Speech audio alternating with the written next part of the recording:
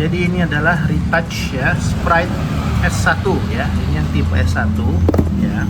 Ini adalah external display ya.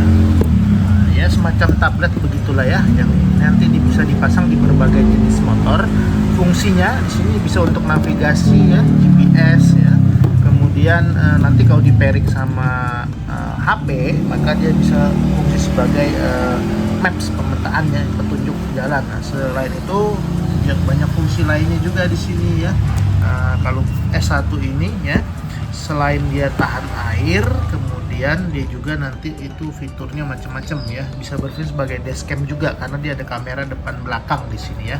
Bisa untuk recording. Terus di sini juga saya beli yang full package ya, paket komplit. Ini sudah sama TPMS ya, Tire Pressure Monitoring System, untuk mengukur tekanan angin dari ban ya, baik ban depan maupun ban belakang. Oke. Nah, ini saya sedang dalam project untuk memasang di motor saya di PCX 160 Racing ya. Nah, bagaimana prosesnya? Mari kita simak bersama tahap demi tahapannya. Selamat menyaksikan. Oke, jadi untuk memasang bracketnya ya di bagian belakang dari display ini ya, ini displaynya. Nah, ini kan ada 4 baut ya, 4 lubang baut. Nah, ini kita pakai ini. Nah, kita rakit dulu ya, ini pasang di sini ya. Nanti ini dipasang ke sini menggunakan 4 baut ini.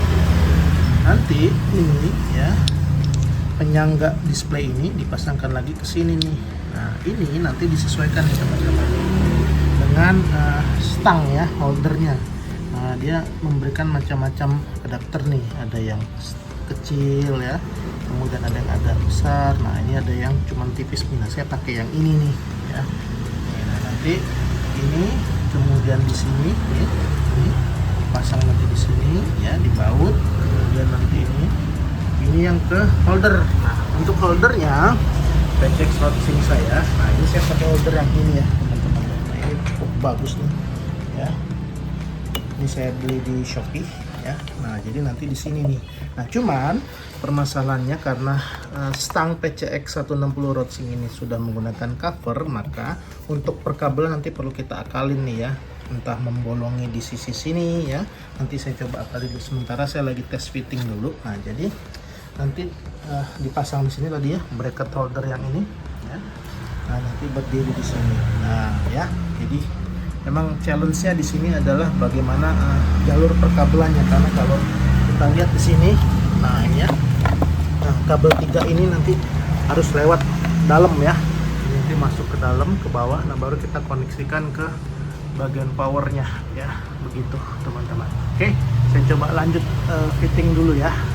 Nah, jadi ini yang sudah terpasang ya. Nah, ini dudukan untuk bracket, dudukan untuk displaynya sudah terpasang. Nah, ini nanti tuas ini bisa dinaik turunkan. Nah, setelah ini terpasang begini, nanti di sini nih, tuh ya. Nah, nanti kita pasang ke sini ya. Nah, ini saya coba fitting dulu. Setelah fitting selesai, baru nanti saya harus ngakalin untuk jalur perkabelannya mau lewat mana. Nah, ini contoh ya, saat displaynya sudah terpasang. Tuh. Kalau saya pilih posisi seperti ini aja ya. Nah, gitu ya, supaya tidak terlalu jorok ke arah jok belakang sini. Nah, begini nanti kira-kira ya.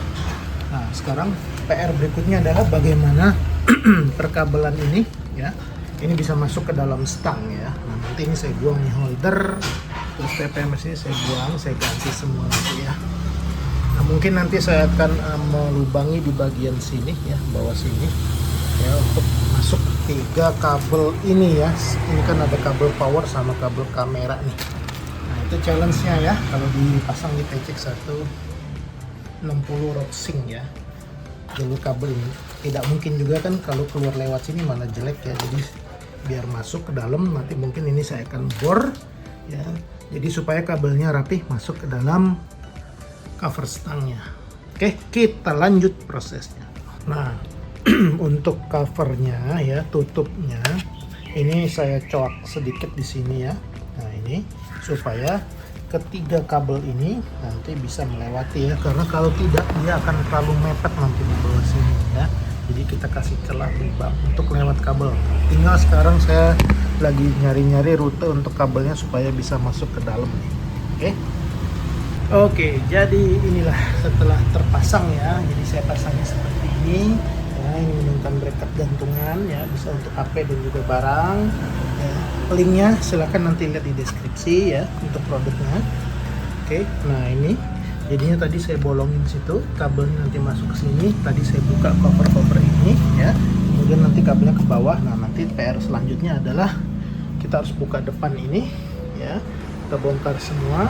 Kemudian nanti kabel-kabelnya kita sambungin ke arah power dan juga nah tantangan berikutnya bagaimana memasang kamera di posisi depan dan juga di posisi belakang ya. Oke, kita lanjut. Oke, ini sudah menyala ritasnya ya. Nah, ini ya, mana bisa perhatikan ya. Nah, sebenarnya kita bisa ambil jalur powernya dari lampu senja ini ya. Cuman karena posisinya rumit ya, ada di bawah sana dan saya harus bongkar semua bodi ini kalau untuk mengakses ke jalur apa namanya jalur lampu senjanya. Jadi alternatifnya ya, saya ambil langsung dari jalur charger ya.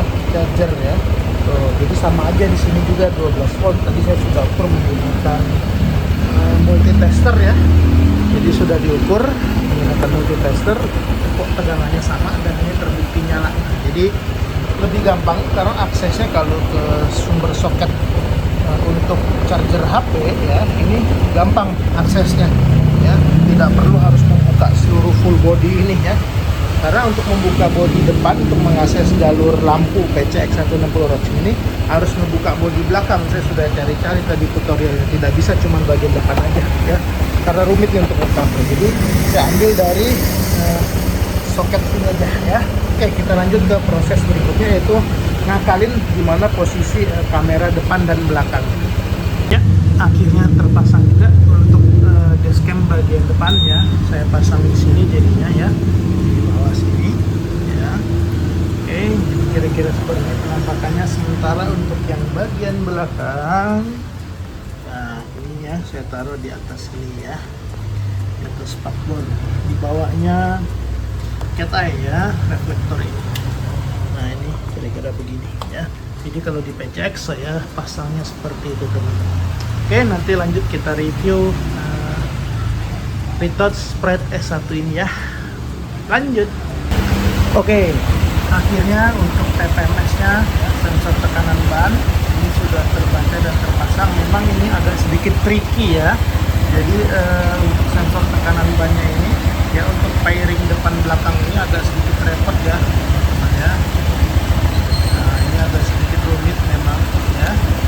Kenapa saya bilang rumit? Karena ternyata terkadang dia tidak terbaca nih ya. Nah, ini sudah saya pasang di belakang. Ini teman-teman harus kencangkan dulu sedikit ya, ditekan-tekan sedikit bagian sensor dalamnya. Demikian juga yang depannya tuh. Depan sudah saya pasang ya. Ini kalau tidak ditekan dengan keras ya, ini dia lama nih proses pairingnya. Memang kalau saya lihat-lihat juga ya, spread S1 ini banyak yang agak susah nih untuk mempairing ya, mengkoneksikan sensor TPMS-nya ya dengan displaynya ya. Nah, ini alhamdulillah saya sudah berhasil, saya coba berkali-kali sampai ganti baterai dan sebagainya, ternyata problemnya bukan di situ ya. Di sensornya itu yang ada bagian karetnya itu harus ditekan lebih keras sedikit, kemudian masang juga lebih keras supaya muncul di sini. Nah, kalau di saya ini sudah terbaca ya di sini ya. Kemudian juga dengan front maupun yang rear ya, ini depan, rear ini belakang ya. Oke, kalau untuk kamera bagaimana? Nah, ini kameranya ya, ini mantap sekali, depan belakang sudah baik ya. Mantap. Kita lanjut dengan review pemakaian saat touring nanti.